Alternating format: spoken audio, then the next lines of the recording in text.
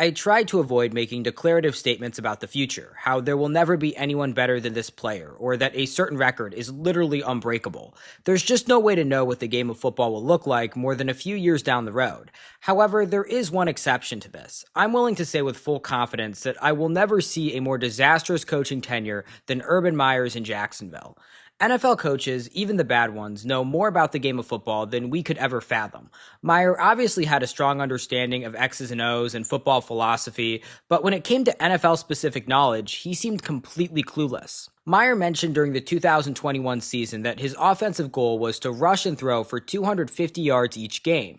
As mentioned in this Yahoo Sports article, that had only been accomplished 33 times in the previous 52 seasons. Meyer's weekly expectation was a historically great performance. The more he talked about the NFL, the clearer it became that he didn't understand what was and wasn't reasonable. There were even reports that he was unfamiliar with several NFL stars, with one alleging that Meyer asked an assistant about Aaron Donald, saying, "Who's this 99 guy on the Rams? I'm hearing he might be a problem for us." When I initially heard this, I figured that it was taken out of context and he was being sarcastic, but given how unwilling Meyer was to acclimate to life in the NFL, it is at least a possibility that he genuinely didn't know who Donald was. This unwillingness to adjust could also be observed in how Meyer dealt with players. His leadership philosophy and motivational tactics didn't land the same way with guys in their late 20s and early 30s. According to The Athletic, Meyer routinely threatened to fire coaches and cut players to motivate them. There is no way you can build a winning culture like that.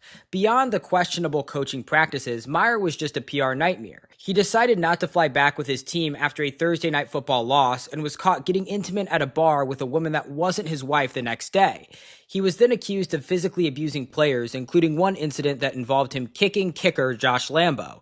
In all honesty, Meyer probably could have gotten away with being such a bad person if he wasn't as terrible of a coach. He truly brought nothing to the table. No schematic advantages, savvy game management, or applicable leadership skills. Meyer was fired after 13 games and lost an arbitration case against Jacksonville this week, with the judge ruling that the team doesn't have to pay the remaining $30 million on his deal since he was fired with cause. I've seen a ton of bad coaches, and I know I'll see plenty more, but I cannot envision one being more of a train wreck than Urban Meyer.